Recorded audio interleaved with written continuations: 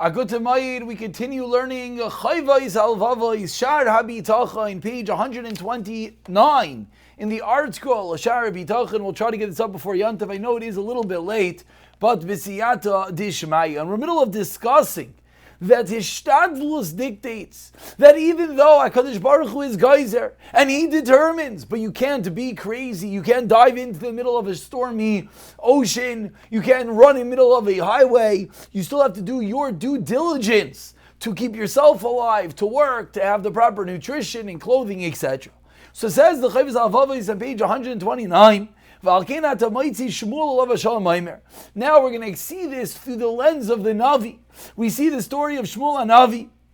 That what happens? He's told to go to Beis Lechem to anoint his son Yishai as the next Melech. He asks Shmuel to Kadosh Baruch Hu, how can I go? Maybe Shaul's going to find me and he's going to try to kill me. Wasn't considered a negative on Shmuel. Wait, why don't you believe in Hashem? No, he was being safe. He was being cautious. You don't throw yourself into the lion's den. But the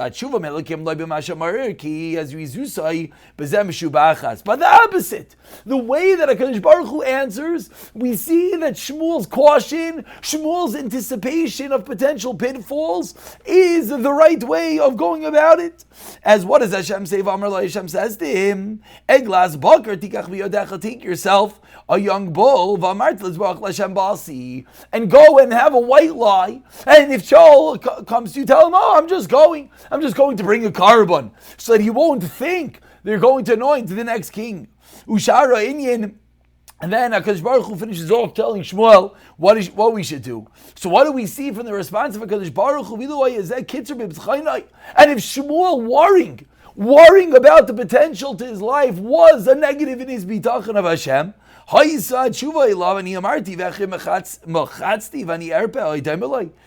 should have said, I put to death, I bring to life. What are you worrying about, Shmuel? HaKadosh Baruch Hu should have said, Shmuel, you're doing my job? I got it under control. But Hashem doesn't say that. Hashem listens to Shmuel. And Hashem says to him, you're right. Be careful, take a carbon and pretend like you're bringing a sacrifice. And in case one would think that, wait, maybe that's not how Hashem responds. It is, says the Chovos Halevavos. HaKadosh Baruch Hu told Moshe Rabbeinu just that. When he told Moshe to go tell Paroi, Moshe says that, what should I do? I can't speak. Misa Pella Adam. What does the HaKadosh Baruch Hu respond? Moshe, what are you worried about? Who makes the mouth speak? Who's the one that deals with it? So Moshe Rabbeinu, I know who you are, and I told you to go to Paroi. But to Shmuel, he doesn't say, I know who you are, and I told you to go. He says, you're worried about your life? You're worried about a physicality? That is something that Hishtadlus dictates that you should take into consideration. Now if Shmuel, despite his complete righteousness, which made Hashem protect him, was not lenient, was not mekel, and it was careful about even this small, slight sakana. Even though he was listening to Hashem, which is a startling fact, one could say, HaKadosh Baruch Hu told me to go there. And I'm going to cheshbon more than Hashem and say, wait, maybe Shaul's going to come and harm me? But we see that was the right thing.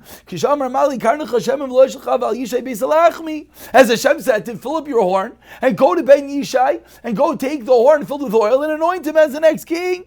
All the more so it would be disgraceful if someone else told him to do it. So yet we see that how powerful Hishtadlus is, that even when Hashem directly, which none of us have, tells you precisely what to do, still you got to take into consideration all mitigating factors and still be safe. And finally we conclude today's shir that says the Chovos Halevavos,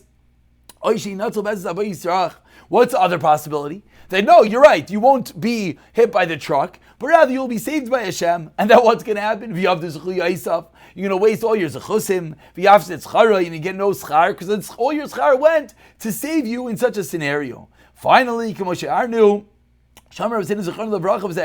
Chacham have taught us, You should never, says the Gemara in Shabbos, place yourself into the kana and say, I don't have to worry. HaKadosh Baruch Hu is going to do for me an eish, because maybe it won't happen. And even if it happens, it's going to detract from your merits. Yaakov, and says Yaakov in Bereshis, I've been cut down because of all the kindness that Hashem has done for me. And the Targum Uncle says,